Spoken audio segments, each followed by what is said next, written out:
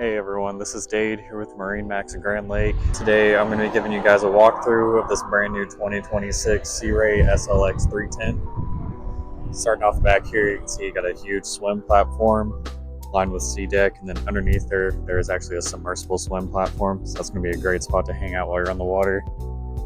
Got a sun pad back here with two cup holders on the back. Moving on into the cockpit, as you can see, you got the white interior in here. Wraparound seating, plenty of space for all your friends and family in here. You can attach a table right there in the center. Got a grill, mini fridge, and a sink, trash can underneath the sink.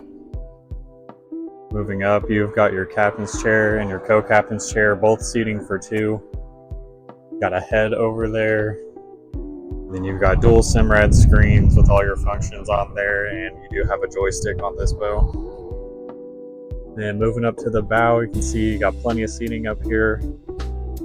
It's a really good conversation area, plenty of storage. This seat right here lifts up for more storage. So if you like this new Sea Ray SLX 310 or anything else you see in our online inventory, stop by MarineMax Grand Lake today. Thanks.